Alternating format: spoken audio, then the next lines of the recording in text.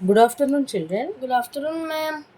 మనము ఈ టీఎల్ఎం ద్వారా దిస్, దట్, దీజు, దోజు అనే వర్డ్స్ యొక్క యూజేజ్ నేర్చుకుందాం.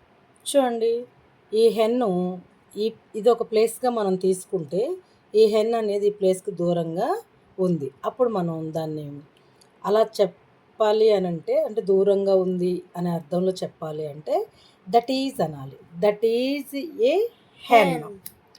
తర్వాత అలాగే ఇక్కడ that is a van, that is a dustbin, that is a mop, that is a ladybug, that is a tin, lid, that is a bread, that is a wood, log, వుడ్నే log అంటాం కదా మనం. That is a rat, that is a pen.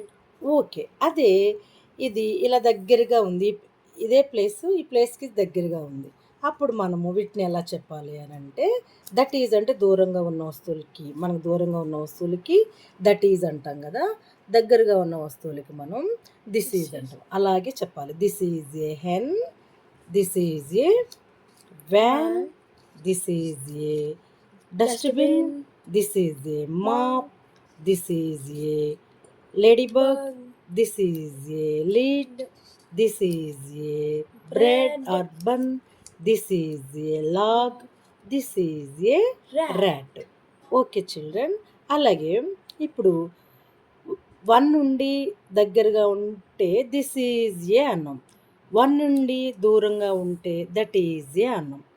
అయితే ఎక్కువ ఉండి దగ్గరగా ఉండి ఉన్న వస్తువుల గురించి, ఎక్కువగా ఉండి దూరంగా ఉన్న వస్తువుల గురించి వాడడానికి మనకి 2 వర్డ్స్ ఉన్నాయి. ఒకటి దీస్, ఒకటి దోజ్. అంటే దగ్గరగా ఉన్న వర్డ్స్కి దీస్ అని యూజ్ చేస్తాము, దూరంగా ఉన్న వర్డ్స్కి దోజ్ అని యూజ్ చేస్తాం.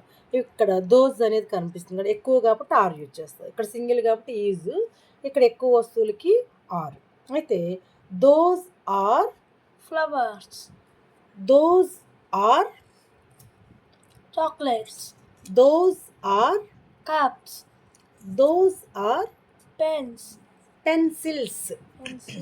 అదే ఇవి ఇక్కడ దగ్గరగా ఉన్నప్పుడు, మనకి దగ్గరగా ఉన్నప్పుడు these are flowers, these are chocolates, these are cups, these are pencils. అర్థమైందా చిల్డ్రన్? దగ్గరగా ఉండి ఎక్కువగా ఉంటే దీస్ ఆర్, దూరంగా ఉండి ఎక్కువగా ఉంటే దోజ్ ఆర్ అని ఆ ఆబ్జెక్ట్స్ని మనం మెన్షన్ చేయాలి.